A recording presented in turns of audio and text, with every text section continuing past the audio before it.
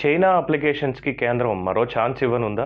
అవుననే అంటున్నాయి రక్షణ వర్గాలు. దాదాపుగా చైనా, భారత్ సరిహద్దులో ఉన్నటువంటి ఉద్రిక్తతల నేపథ్యంలో కఠిన చర్యలు తీసుకుంటున్నటువంటి భారత్ చైనాకు సంబంధించినటువంటి 59 mobile applications TikTok, UC browser, Helo app వంటి ఫేమస్ అప్లికేషన్స్‌తో పాటు ఇతరత్రా ఉన్నటువంటి అనేక 59 అప్లికేషన్‌లను దేశ భద్రత అన్నటువంటి అంశం మీద, అలాగే భారతీయత, జాతి సంక్షేమం, జాతి సమైక్యత అన్నట్టు పేరు మీద చైనాని పూర్తిగా బహిష్కరించాలని 59 అప్లికేషన్‌ని నిషేధించడం జరిగింది. అయితే ఇది దాదాపుగా నిర్ణయం తీసుకున్న తర్వాత ప్రపంచ దేశాల నుంచి వస్తున్నటువంటి మద్దతు కావచ్చు, ఏదైనా కావచ్చు, అలాగే ఇప్పుడు చైనా తీసుకుంటున్నటువంటి కొన్ని నిర్ణయాలు కావచ్చు, సరిహద్దు ప్రాంతం నుంచి సైన్యాన్ని వెనక్కి మళ్లించడం, అక్కడ చేసినటువంటి నిర్మాణాలన్నీ కూడా పూర్తిగా తీసేయడం, సరిహద్దును దాటి దాదాపు 4-5 కిలోమీటర్లు వెనక్కి వెళ్లడం, అలాగే శాంతి చర్చలకి సంబంధించి పురోగతులు కనిపించడం, ఇటీవల చైనా విదేశాంగ కార్యదర్శి చేసినటువంటి వ్యాఖ్యలు కావచ్చు, భారత్ మాకెప్పటికీ మిత్రదేశమే, భారత్ తోటి మేము ఎప్పుడు గొడవల్ని కోరుకోము, రెండు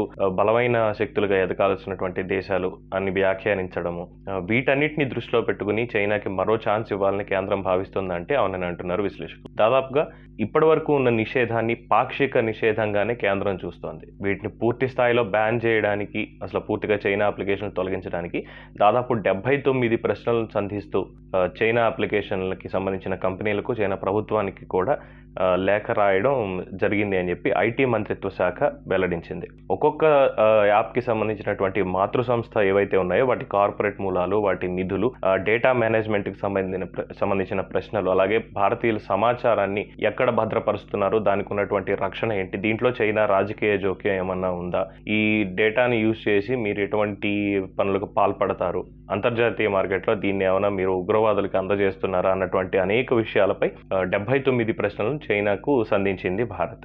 ఏది ఏమైనా ఈ చర్యని ఒక రకంగా శాంతి చర్చలకు సంబంధించినటువంటి విషయంగానే మనం చూడొచ్చు. ప్రస్తుతానికి దీనికి మీద ఇంకా ఎటువంటి నిర్ణయం తీసుకోనందున మరిన్ని వివరాల కోసం మనం కేంద్ర ప్రభుత్వ నిర్ణయం కోసం వేచి చూడాల్సిందే.